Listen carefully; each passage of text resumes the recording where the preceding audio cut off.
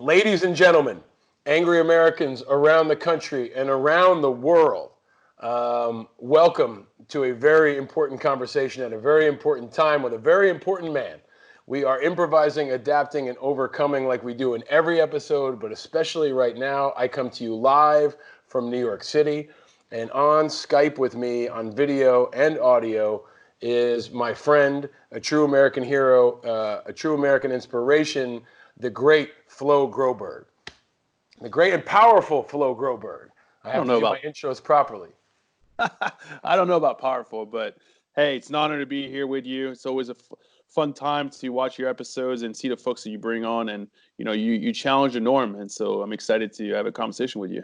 Well, it's you and I were talking a little bit before we came on, and this is kind of reminiscent of being deployed, right? Um, I feel like you are deep in the fight in Seattle, and I'm deep in the fight in New York, and it's kind of like you're in Afghanistan in Kabul, and I'm in Baghdad, Iraq. No, no doubt. And we got our marching orders. The mission is simple: social distancing. Make sure you wash your hands, and you listen to the experts. But it's funny because I was just telling you this when we were having a quick conversation prior to the show. That noise, that music from Skype, that brought me so many memories from my second tour. Just looking forward to talking to the family and looking forward to talking to friends and just looking forward to that sound. It's been a while. It's been years. That's one reason I'm excited to talk to you. It's one reason I think that my conversation in the last episode with Miles Kaggans was so valuable. He was in Baghdad talking about adversity. Before that, we talked to Chris Fussell about adversity and chaos, but even very basic things like distance work, right? Like we're used to distance work. We're used to remote operations. We're used to connecting with family remote, Yeah. right? Yeah. So I think for many of us, we're going to be built for this. I want to get into a lot of the reasons why you're built for this. But first, we can't have an actual drink in person. We will do that when this is all done. But I want to start by asking you, my friend, what is your adult beverage of choice? Maker's Mark. Really? Yeah, love it. Why do you love Maker's Mark? I don't know. I had it, by a decade ago, and I used to be Jameson. I felt like, let me grow up a little bit, and I went to, some good makers, and I still have a couple of Jamesons here and there. Can't go wrong with some Jameson, but I just love the taste of it. It's smooth. It just goes down smooth for me, and I love it. I love it. I have Maker's Mark in my bar in the living room, so now I Me know too, what downstairs. I'm going to send it to you. And when this is all through, we'll get back together, maybe at the Classic Car Club or somewhere in Seattle, and we'll have that drink, man. And I was gonna ask you, but for folks that don't know, I'm gonna do it. I have an intro prior to this conversation where I explain your background and why Yeah. you are such a valuable leader.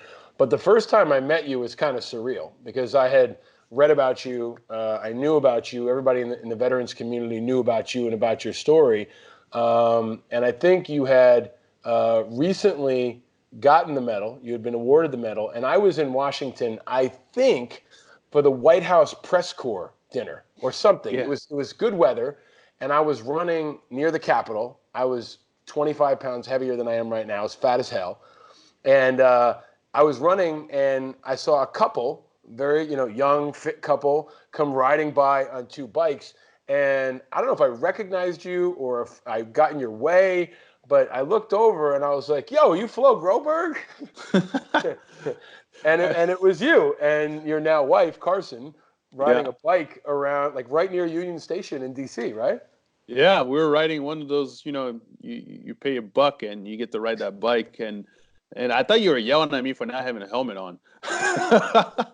And then I recognized you, and that was pretty cool. It was just like, but it was kind of weird because it's true. It was right after the medal, and prior to the medal, no one ever, recognized me or knew who I was, and so this was happening very, randomly on occasion. Someone would be like, "Are you Flo Groberg? I think I saw you on TV, or I saw your ceremony."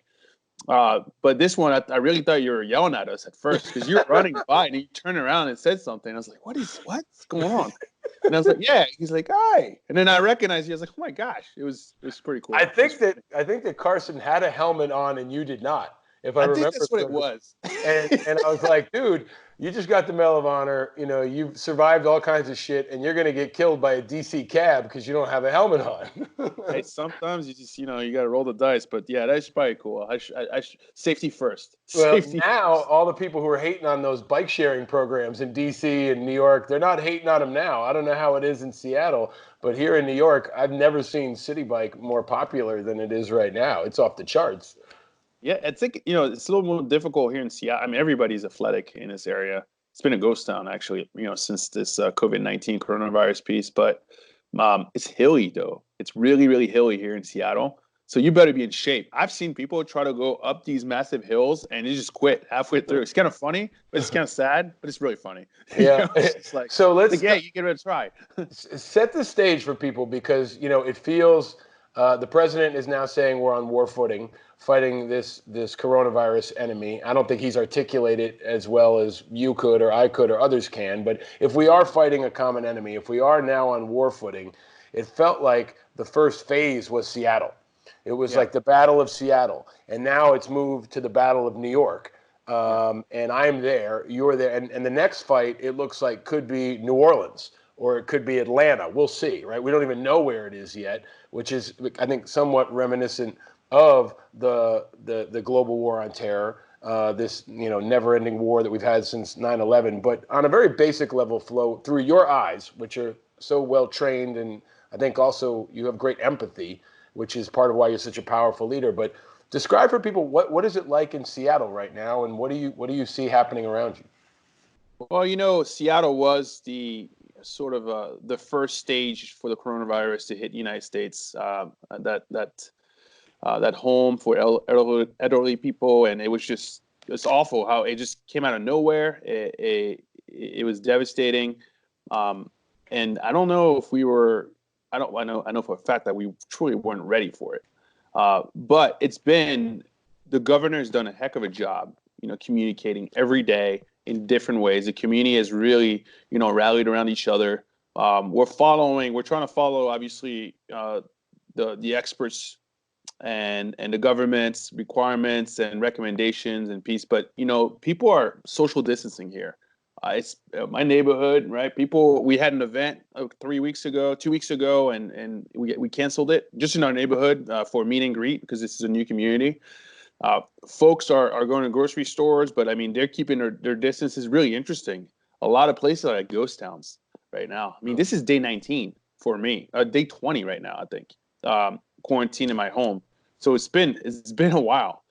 But I look at it in my personal, view. I look at it as a battle. I do agree with the president of the United States that we are at war with an invisible enemy, and what we all we're infantry, right? We got our orders, right? It's called social distancing, hygiene. If you can follow your orders, you're going to be a part of the solution. We got our special operators, which are our doctors and scientists who are out there trying to find, a vaccine for this disease and this virus, right? So we're going to let them do it. But for spec ops to be, successful, right? They need the resources, but they also need us to do our part, right? Because if we're not doing our part, right, it's the enemy's going to win. And this is one of those situations where it's really not complicated. It Mhm. really is not complicated. You really need to do everything you can to stay in your home, right? If you're infected, to quarantine yourself. But you can't lose hope either. Mm. It sucks. And no one wants to be at home and confined in their household for this long. There's only so many Netflix TV shows people can watch, so many books you can read. I guess there's a lot of books you can read, but you got to find a positive. And I think here what we've done in my community is we've really taken this whole social gatherings through the internet, through Zoom, through Skype, through FaceTime, through other apps. Is another app that I've been looking at with my friends, which is you just sent a video. It's called Marco Polo. Mhm. It's been pretty cool. We've had opportunities to reconnect with friends all around the country and the world that we haven't talked to in a long time. But we want to do our part. And if we do our part, if we all sacrifice just a little bit and listen and do our part, we're going to get through this. I look at the Chinese, I look at South Korea, I look at Singapore, look at all these other places out there that have had some pretty difficult times dealing with this virus like we are currently. And, there's light at the end of the tunnel. Mm. So there's so many reasons why you are a man of the moment, someone who can bring people. I talk about the four I's: integrity, information, inspiration, and impact. You bring all those things to everything you do, Flo. But I also know that you know what it's like to be down, to have pain, to go through adversity. When you were wounded pretty significantly, in combat. And I wanted to see if you could talk to people about how to get through being down, how to get through being depressed, how to get through the moments where maybe you don't have hope. And you've inspired so many people around the country and around the world. But can you talk about that? Talk about moments when you were low and how you got through it, and how that helps shape that worldview you have now about being positive, even when things can seem dark.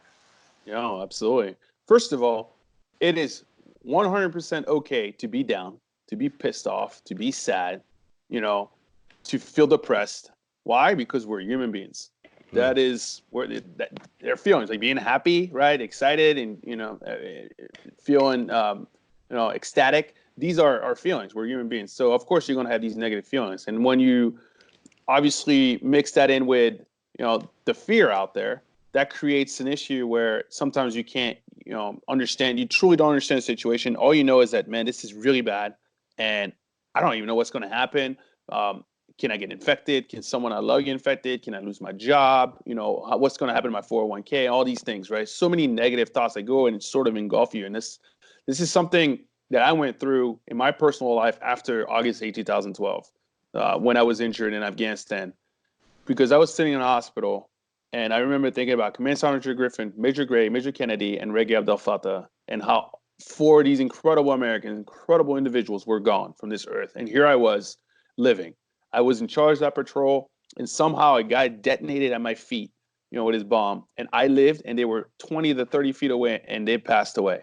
And so I was super angry at myself. And to the point of with the mixed in the Dilaudid, the oxys, the morphine, all that good stuff, ketamine, you're suicidal, right? Because your demons in your head, these negative thoughts, they're winning, right? I've never fought against an enemy that was more powerful than my own brain.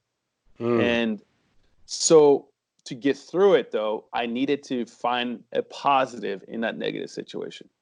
And that's the first time truly in my life that I learned how to take something that's just, devastating, that hurts me, that, creates fear, and turn it into a positive going forward.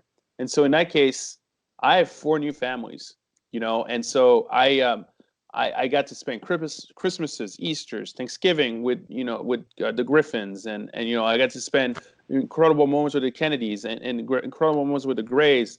I got to be there with Ray Gay's 2 sons and his wife, and his memorial with USAID, and I got to spend time with these beautiful families, and they accepted me, and it gave me this purpose. And my mindset was, my gosh, I am still on this earth with a reason. The reason is to earn it and to represent them, to make sure that I live up to their values, and then I do something in my life to showcase that there are individuals like them who are willing to sacrifice it all for us to live in the world that we're in, to live in the country that we're in.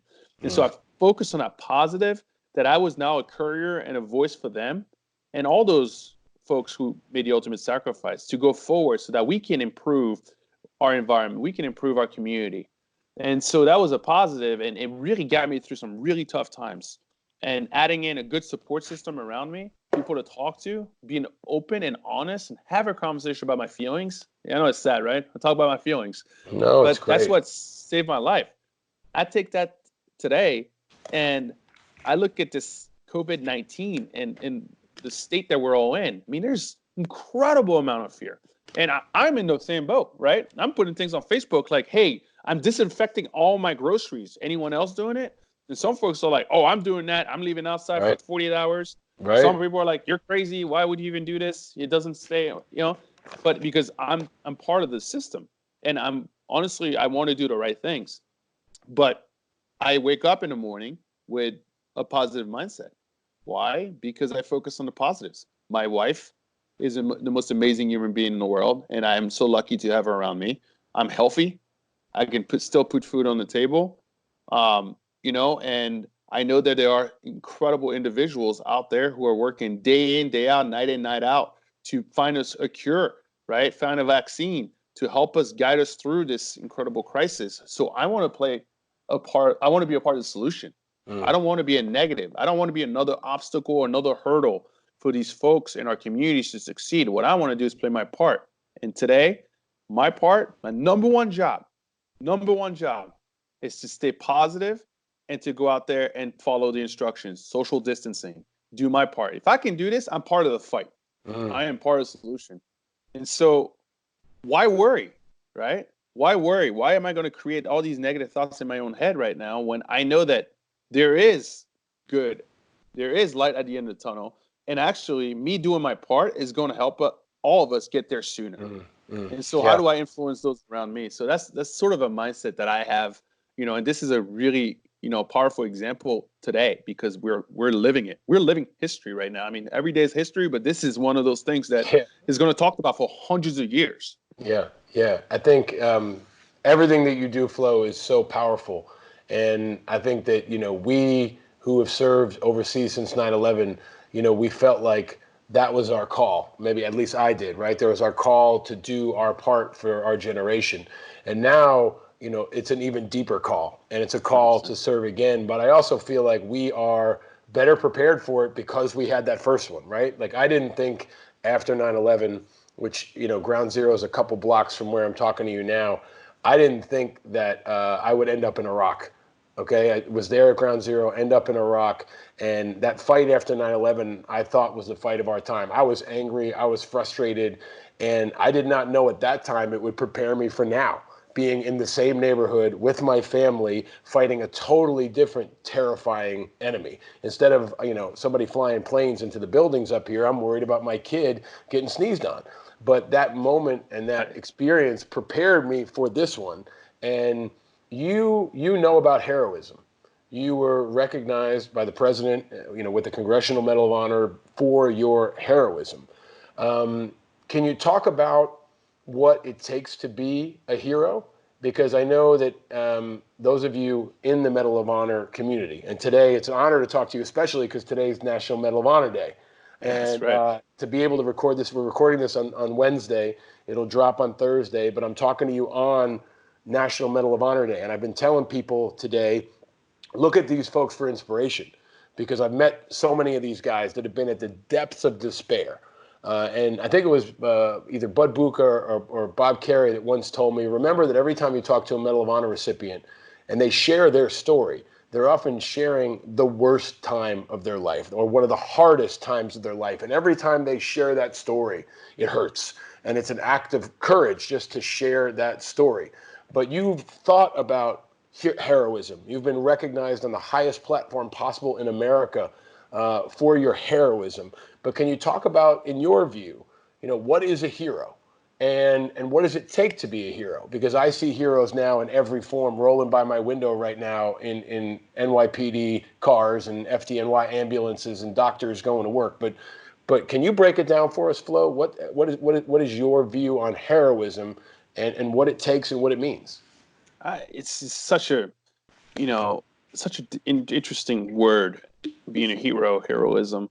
I think it's something that falls um, on a decision that it's not about you, it's about those around you.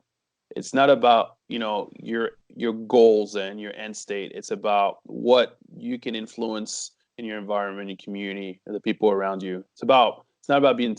It's not about I. It's about the team aspect. By that I mean individuals who are willing to go out there in combat, military side, put their lives on the line, and every single day, every single night, for the brothers and sisters around them, and they're willing to die because to save them. And it's something that's they're not thinking about themselves. They're thinking about, man, I need to make to be the best of the best to make sure he or she is good to go. That it doesn't fall on me. That I don't drop the ball and then people get killed. And I think that happens in every different types of professions. I mean, right now, look at our nurses, right, and Right. doctors. I mean, I know we see a bunch of these pictures and these news stories, and people are like, oh, some people are like, oh, I've seen it again. Yeah, I guess that's what they're doing. They're nurses. Guess what? Yeah, they're nurses, but this is next level, folks. Mm-hmm. They're putting their lives and their families' lives potentially on the line to help us. And so all they're asking is for us to follow simple instructions. They're heroes. Our policemen, our firefighters, our EMTs, all of our public servants, even our politicians, right, who are willing to go out there. There are politicians who are willing to go out there and walk that community and be, and just trying to preach the right words and take away fear and bring in understanding, bring in information, factual, good information that people can utilize in their day-to-day lives and actually do something positive with, right? Instead of bringing this whole fear. I can't stand fear, right? It's just like, because fear, if I can't stand fear is because I don't think people truly understand how to take fear and turn it into a positive. Fear in combat allowed me to be sharp, right? It destroyed complacency, right? Because I knew there was an enemy around, and I was scared, and so all my spidey senses kicked up, and I was ready and wired, and with my training to go do my job. Fear today for this virus will remind me that, man, I need to wash my hands, right? I need to make sure that I take care of myself and not follow instructions. But to a lot of people, fear is, I need to sell all my stocks because the world is ending and this is going to be terrible. I'm never going to be able to food, or I'm never going to get a job. Or fear is like, man, if I open the door just to walk my dog, the virus is going to fly into my mouth and it's going to go through my lungs and I'm going to die and infect the rest of the world, right? It's just like, wow. Yeah. And a lot of times it's because folks are reading different news stories. They're reading not even like from credible news sites, right? And they start quoting things. Or like, I'm going to take these pills to beat the virus. Come on, guys. Let's be smart about this. But it's something that I day to day I'm thinking about, and I'm just like, man, if I can just follow the simple instructions. Yeah, I lost. You got to edit this. No, Totally it's good. I think what it is you bring in great passion, Flo. And that's what I love about everything you do is you bring passion, and you're real, man. Like we honored you at IAVA's Heroes Gala. You reminded me it was 2017, right? That we honored you in New York, and you were looking sharp, and you've got the medal, and you're so put together, and you're this powerful ambassador. But you were the most real guy I'd ever seen. You talked about your struggles, and you were open about your vulnerabilities. And I think that was so powerful. One of my mentors talked about powerful vulnerability, having the strength to put out to the world what you need.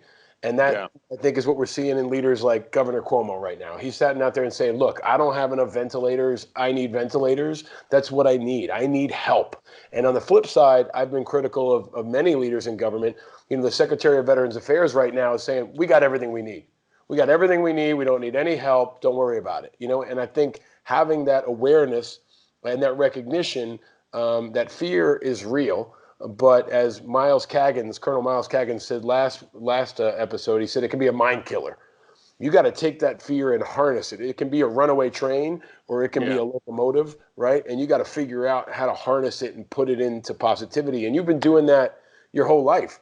And especially in these last couple of years where you've been thrust forward into, I try to explain, and I don't know from personal experience, but from knowing some guys who've gone through this experience, Sal Junta and you and Dakota and others, it becomes this Forrest Gump life where, you're a normal guy. Sal Junta was working in Subway. And then a couple years later, he's flipping the coin at an NFL playoff game, right? So you have confronted a lot of adversity and going through difficult environments. But that started with your immigration story. Your story that's so powerful because you not only define what it means to be a hero, but what it means to be an American. And I come from a family of immigrants that shaped my entire worldview, and I know it shaped yours as well. I want to give you a chance, Flo, if you would, share your thoughts on what it means to be American and what it means to be American right now and in your personal journey, as much as you're comfortable sharing, because you are a man of the moment for many reasons. In part because I think what will happen is you are a leader for America, but you're also well renowned in France. You are now known worldwide, and this is a global fight. More than anything 100%. else we've ever experienced, right? This is truly a global fight. And I think the world is going to be looking to you to define what it means to be American, but what it means to be a leader. So for you, Flo, what do you think about all that? Well, first of all, on the hero piece to finish it up, I'll tell you one thing. I just, it came back to me what I wanted to say. If you want to be a hero, you'll never be a hero. Hmm. If that's your goal Mm. in the military or anywhere else, is to get medals, good luck. You're probably going to get people killed. Mm. A hero is an individual that is selfless, that is willing to put everything that they love and care about on the line for others. And then they're willing to commit over and over again for it. And that's why you see a lot of these recipients. It's the worst day of our lives because more than likely, if we're here and we're having a conversation with it, someone isn't. And we live with that every day. And so those nurses, those doctors, those police officers, and firefighters, EMTs, all those folks out there, they're not doing it for a paycheck. Trust me, not right now. I mean, everyone will get paid, but they're doing it because this is important for all of us, for our safety, for our survival, for people's lives, and they're willing to put their own welfare on the line to take care of us. And that's something that I'm incredibly, I have a lot of incredible respect for, and we take it for granted. We 100% do. We take it for granted because they're out there right now while we're here sheltered in quarantine. They're out there doing, protecting us and giving us an opportunity to get through it. So as well as those scientists and those doctors who are trying to figure out a vaccine, and those individuals who are volunteering to be on human trials. My goodness, Right. that Right. is it's so, and so that goes into your question, what it means to be American. I don't know personally. I mean, I'm in France, and I think France is a great country. It's very different than the U.S. I don't know of another country that can rally around each other like the United States of America in a moment of crisis. I always look at World War II as a great first example to me, personally to me, because it goes far enough that I still have conversation with those World War II, individuals. And so I can gain an understanding and a true appreciation in a one-on-one setting of what they went through. We call it the greatest generation. But my gosh, I want you to, you have time, Google this stat because I've been saying this for years, and I hope I'm right. But I think like in 1938, 1937, as a world power, the United States was about 37th. And after Pearl Harbor, you fast forward 6 months, we're number two. And then fast forward another year, we're the number one on the food chain, and Germany is second. And that's not because we just magically had the greatest military. It's because every single individual in this country took it upon themselves to be a part of the solution. They rallied around each other. Men and women went out there. If they couldn't deploy and they couldn't put the uniform and go fight, they worked in the factories, right? Everything was about one set, one mission, one goal, which is to eliminate, this world threat and come out stronger together. And that changed the entire course of our history, right? We be world leaders. People started looking at us and saying, okay, the United States is leading the way. And that's because of our character, our ethos, and our people. So it's been hard for the last, I would say decade, but really the last 4 years of seeing us being so divided, so angry at each other, so unwilling to have a conversation, so unwilling to listen to each other. And now this invisible, deadly virus is bringing us together. It's unbelievable. I mean, yeah, people were arguing about this stimulus package, and Republicans, Democrats, a little bit of blaming of each other. But guess what? I don't think people understand. You don't just wake up and come up with a $2 trillion stimulus package like that. How fast they got it done together is unbelievable to me. And that's something that I think a positive right here, that they actually said, you know what, let's put our differences aside. I still don't like you very much right now. And I don't really like this, but I'm willing to compromise a little bit because this is about survival. This is about our country. And this is what I love about this country. This is what it means to be an American. It's that you're a patriot. And when shit goes wrong, when sideways, man, you're going to stand up and you're going to sacrifice and you're going to be a part of the solution. And then you're going to start working together. Mm. This country gave me an opportunity to call myself an American. It gave me the opportunity to build a home, build a family, and to speak my mind, to enjoy life with all the freedoms. And the only way I could repay is when it went to war, I had to be a part of that team. I had to be a part of the solution to earn the right to call myself an American. I had to go fight for this country. Mm. But to all of our difficulties, to all of our differences, to all of our annoyances, there is still no other country in the world that is willing to truly, truly go that level to that next step in terms of being free. It's a fact. We know it. Go to Iraq, go to the Middle East, go to parts of Africa, go to Europe, right? You don't have it. And we take this for granted. So to me, being an American is one, the greatest honor. I'm humbled by it every single day. And I can't, say it enough. But it's really an opportunity to show the world and as an American of what is right. And even though we're not perfect, and even though we have a lot to learn, when all hell breaks loose, like right now, we stand up and rally around each other. Doesn't matter who is the actual top leader, right? People rally. Look at what's happening in New York. Look what's happening in Washington State. Look what happened in California. People are like saying, hey, we're going to make these tough decisions. It's going to suck. You're not going to like it, but this is what we need to do. And together we're going to get through it. That's why I go to bed like a baby at night, because no matter what, I still believe in the folks who lead this country in all facets, whether it's local or to federal, and state. But I just believe in people, and I believe in the heart of this country. And this is why I'm super positive about it. This is why, I'm looking forward to us getting through this. But I'm really, really, really, really looking forward to us learning something from it. And maybe this huge negative is going to allow us to be a little bit closer to each other in a moment where we've been very divided. I think that's right, man. And people are going to rally to leaders. They're going to look to leaders for inspiration, for experience, for integrity. And you bring all those things, but you also bring passion. And I'm a passionate guy. Some folks say I'm too passionate. You are a passionate guy, and I love it because I think it's an honesty and it's a realness about you that, especially in the military community where folks are so buttoned up, sometimes when they get out, they have a hard time fully expressing their emotions. But you're a guy that does bring inspiration. You do bring motivation, but you also, rightfully are outraged by things that you see that you feel are wrong. So I want to ask you, Flo, the question I ask of all our guests. Flo Groberg, what makes you angry? I think individuals and whether it's the news, whether it's people, whether it's people who are so pessimistic and want, and maybe they're living in a world of misery in their own head, and I'm there to support, right? I will have a conversation with you, but there are folks who go out there and they just want to bring you down, and they want to create this fear, this sense of no hope. I can't live life like that.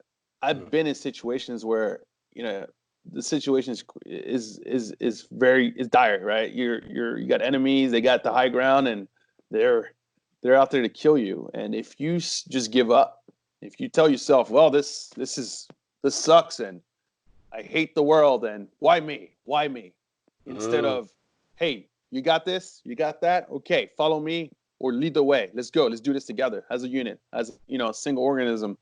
Believe in each other, having hope, and this is how you defeat the enemy.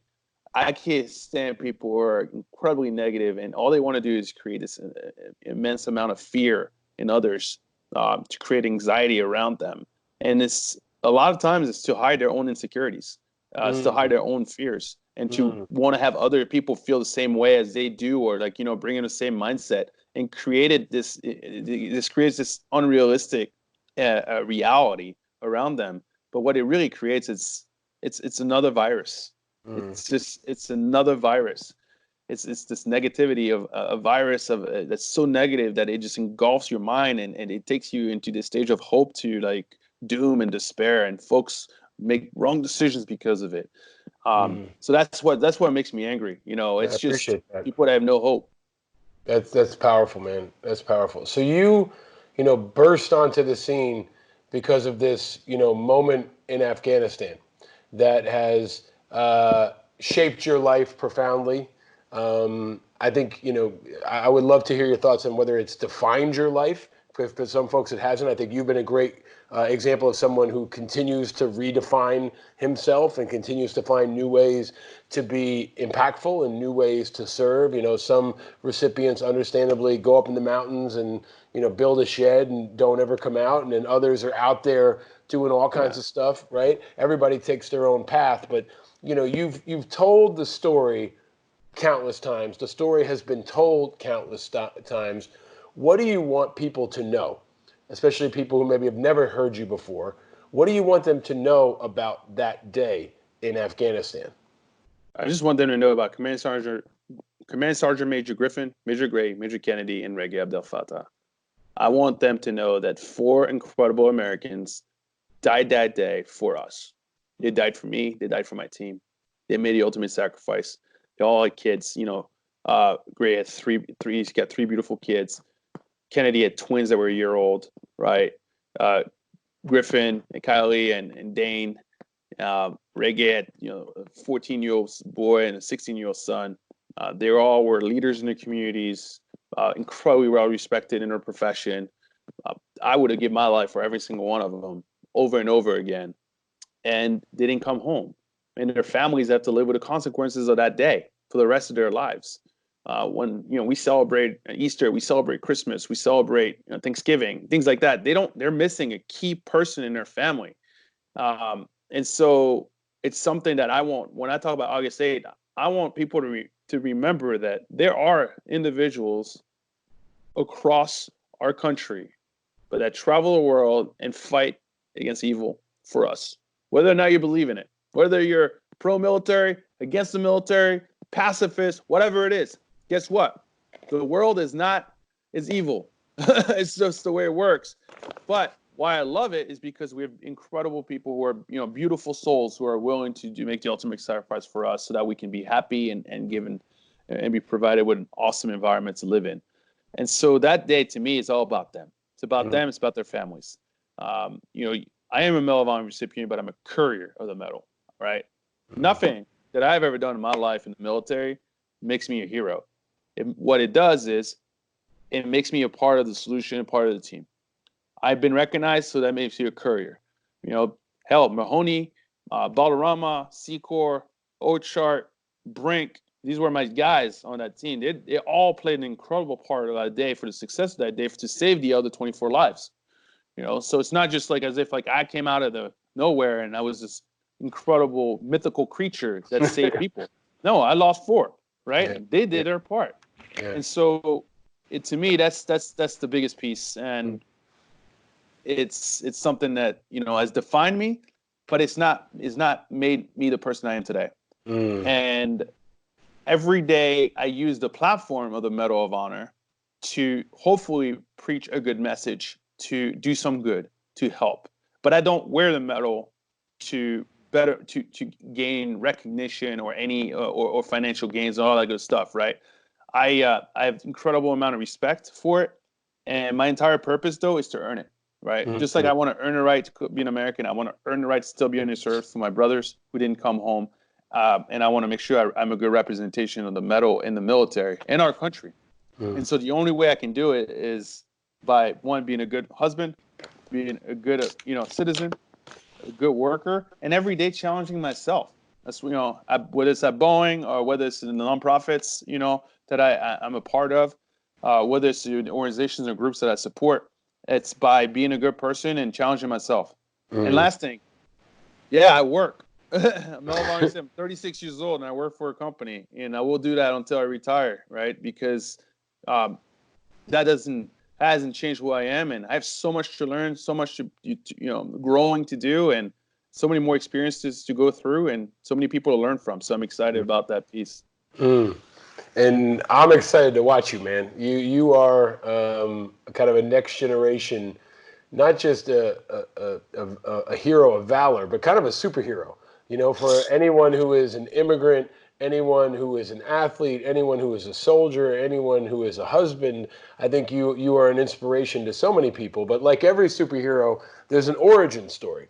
So when you were growing up, Flo Groberg, what was your first car?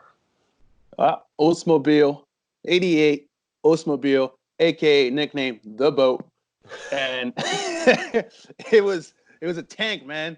You could drive it into a wall with brick. Nothing could destroy that vehicle. Everybody made fun of me in high school, but you know what? I love my vehicle. It defined who I was. They're like, "Damn, Flo's got that Oldsmobile, so slow." But man, you can drive into it, and you're not gonna. You guarantee he's gonna win that battle. What year was it? A Delta 88 or was it 1988? 1988 Wow. Oldsmobile. Yeah, my dad's. I mean, it was a cool car when you had it. Still, it had like the phone in there, with the cord, little speaker thing. I thought that was cool. Power windows. I mean, it was like the car back And in what, 1988, and what 89, what right? what color was it, Flo? It was dark blue. Dark blue. Do you know that my first car was an Oldsmobile as well, and my friends used to call it the boat. So I Are you had, serious? yeah, absolutely. I Because had, they're I had, so wide and I big, had the, man. I had the Brome package. It was like that felty kind of stuff where it felt like a velour couch on the inside. Yeah, I talked about it in a previous episode, but that's a fantastic car. What happened to it? Did you sell it? Did you wreck it? Did you sink it? What happened to the boat? They wrecked it. You Yeah, wrecked it? yeah, I did. It got. I'm so not, yeah, I wrecked it. That's It was raining, and I did a California roll through a stop sign. Oh boom. yeah, and some guy just drove right into it, Wow. and I was completely at fault. I was 17 years old. I was an idiot, and I learned my lesson. Wow. So, but then it's like karma because I've wrecked every single car I've ever had except this my new one. But every one I've wrecked since have been other people driving through stop sign or red lights at me. It's like, okay, I get it. I was Wow. wrong. No one got hurt. I apologize, but please stop doing this to me. All right. Well, mental note to make sure when I ride with you, it's only on bicycles and not on cars. Yeah. Or you drive, But or you ride it. You drive it. yeah, you got it, man. You got it. I've been impressed to watch your journey in so many different ways, but it's included a foray into politics. I was at the Democratic National Convention, I guess it was 5 years ago, when you came onto the stage. And I was so inspired to see you. I remember being there and saying, "Oh, you guys don't know this guy's story." There's a lot of political people who maybe weren't aware of you, but you made a decision to put yourself out there and challenge Trump. And I want to ask you if you're comfortable now. Your thoughts on him, your thoughts on this political race for president that's still happening, and whether or not you'd ever run for office yourself. Yeah, so it's super interesting. A lot of people took it as me challenging Trump. I did not go out there to challenge Trump. I went out there to speak as an immigrant about the importance of having a commander in chief that will support our veterans and our active duty military and their families. And the reason why I did this is because I didn't know anything. I've never had an interaction with Trump before, but I've had with Hillary at the time. I've seen her come to the hospital at Walter Reed when I was there for a year and a half with no cameras, and just go out there at the Fisher House, spend time with the family, spend time with my mom, spend time with folks, and just talking about, what's going on, what can I do to help, what can we do to be better, thank you for your service and stuff. And so I saw that personally.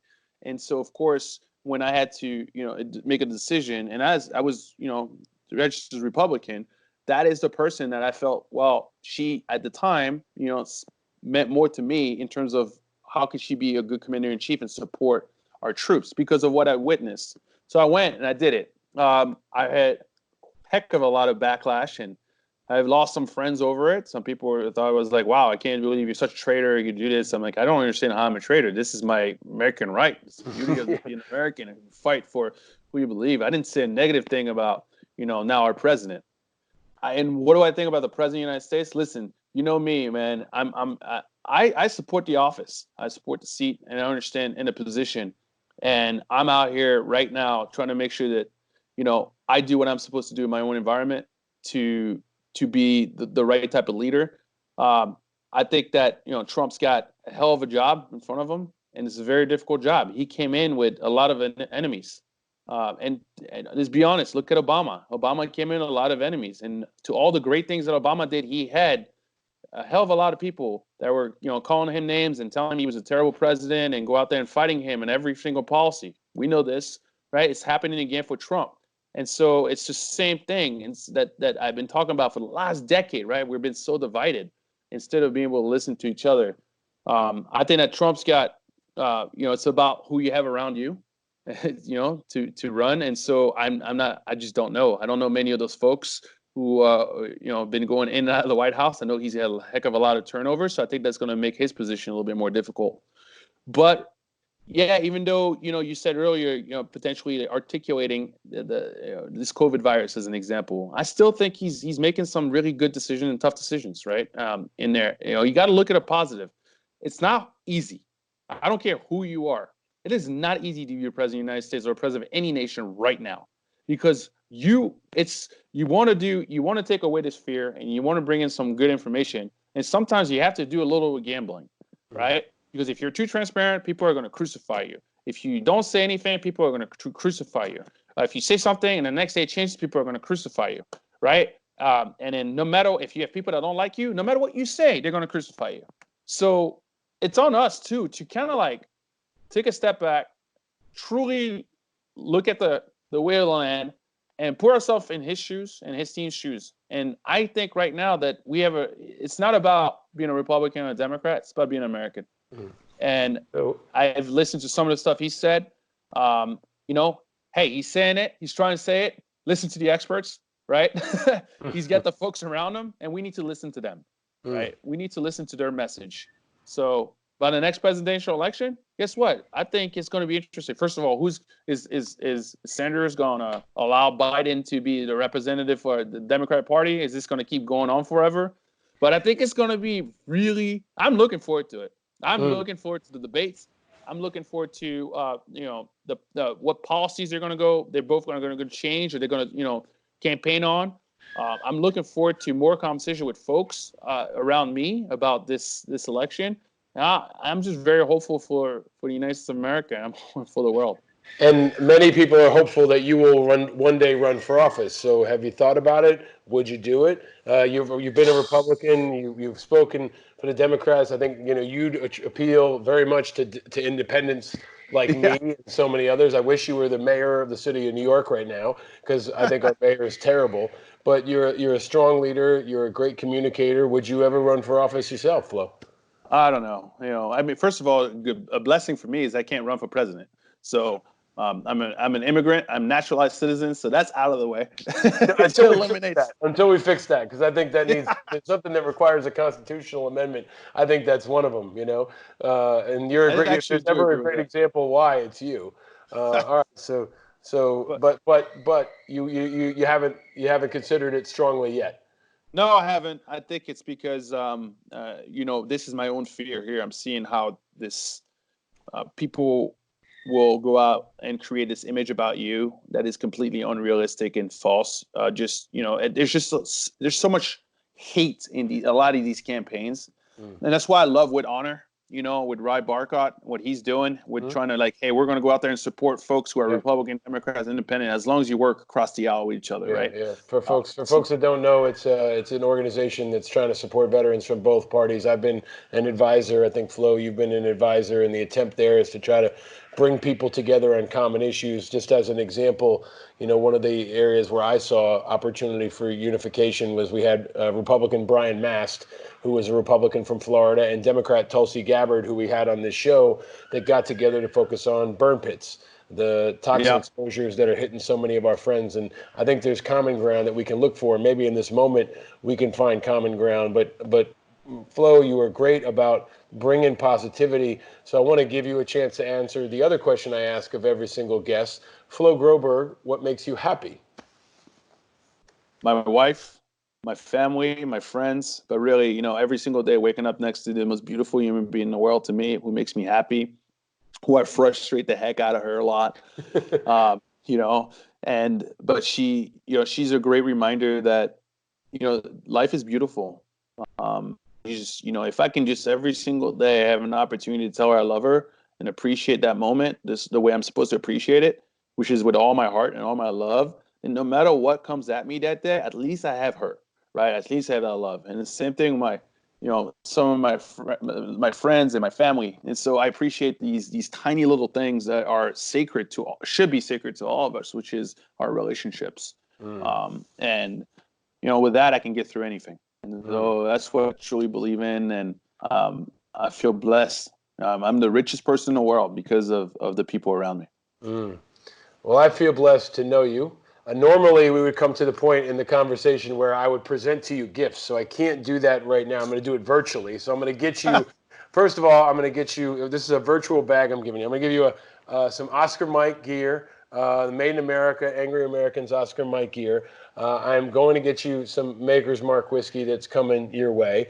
And then I don't have them here in front of me, but normally I would present and ask every guest. There are 3 colors of Peeps. You know, Peeps, the Easter candies, right?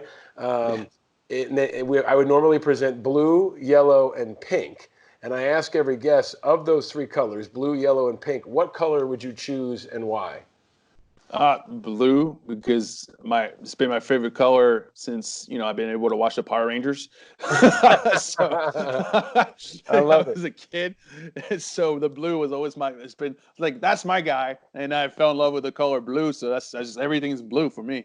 I love it. I love it. Nice shirt, by the way. I think it's blue. Thank you. It is blue. I wore it just for you, and also because it's the infantry is blue, and as we always say, why is the sky blue? Because God loves the infantry, right? And it's a little cloudy here in New York today. It was blue earlier, but it's a good reminder that the sun will come out. I always am reminded that on 9/11, it was the bluest sky I ever saw. And everybody always talks about now, and sometimes in New York, we've called it 9/11 blue because that night, that day, it was so clear and so crisp, but we always remembered the color of the blue. But I also remember that, if not for 9/11, I never would have gone to Iraq, which in my view was a mistake, but I never would have gone. I never would have come home and started IAVA, and then I never would have met a guy named Gabe Kleinman, and he never would have introduced me to my wife on a blind date in a snowstorm in December. So good can come out of bad. I never would have had these beautiful kids. I never would have had this life. So it's all about the approach. It's all about your attitude and your effort, and that's what you demonstrate. We both now share an excitement for our friends at Bravo Sierra. And look at you, you got it right there. We didn't even plan this. You got the big antibacterial wipes. Yeah, I got the big one. They are our newest sponsor of Angry Americans and from Righteous Media. I love these guys. And now I know you love these guys. This is a total coincidence. We didn't know that we were both hooked up with them until they told us. But what do you like about this product and why?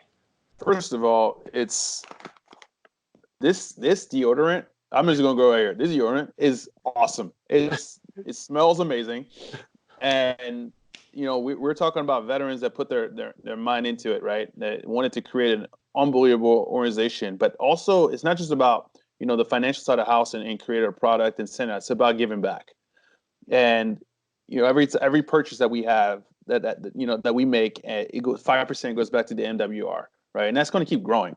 So it's just such the military and American mindset. It's like, hey, I want an awesome product that is better than anything else on the market. This is it. I also want to bring in some really cool people who have the same type of mindset. That's what Bravo Sierra is doing, man. They're competitive, but they care about the community. They care about the environment. They care about each other.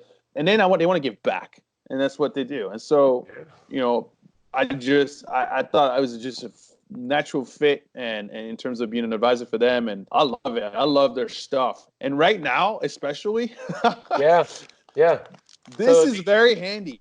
Antibacterial body wipes. So you got the big version. They gave the big guy the little version, but they have big and small. And so if you're trapped in quarantine or self-isolation for 14 days, and maybe you only have one bathroom and everybody else has got to use it and you can't shower, this is a shower in a bag. I mean, stick it in your bag. It's good to go. It's antibacterial. It smells good. Also looks kind of cool. And it's endorsed by Flo Groberg. So how much better can you get than that? But I think, like you, man, it's an inspiration. It's innovating. It's changing. And I think in times like this, man, people need leaders. And they need 100%. people. You've shaped what this country is, what it was, and most importantly, what it will be. You've been steeled by your experiences, but you're always giving back. You're always looking forward, and especially in times like this, I've been so grateful for your time, and especially on National Medal of Honor Day.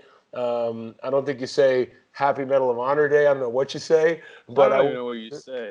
I'm still trying to figure out how to say goodbye, and I'm going with Stay Frosty for now, because that's going to be right. I mean, we can't say like, hey, have a happy pandemic, or like, I hope you don't get infected, or stay healthy is kind of rooted in fear for me. So for me, it's been all about Stay Frosty. Stay So my, frosty. my dear friend, Flo Groberg, I am so grateful and honored that you joined us. My very best to your amazing wife, Carson, and to everybody in Seattle. It's good to know on the first front in the war on coronavirus that they've got Flo Groberg leading the charge, my friend. Well, same goes to your wife and your little one, and to you in New York, and to all the New Yorkers. I my love is sent to you, and this is just, let's all do this together. Let's work together. Let's make sure that we sacrifice a little bit for the greater good, because I know what you're going through. We're going through it here as well, and the other parts of the country are going through it as well as the world. So it's really, really, really important for all of us to do our part. That's it, man. Well, one team, one fight, a lot of Maker's Mark when this is all through. I'll come out to Seattle, you Absolutely. come out to New York, we'll tear it up. And until then, my friend, stay frosty. Take care. Catch you later.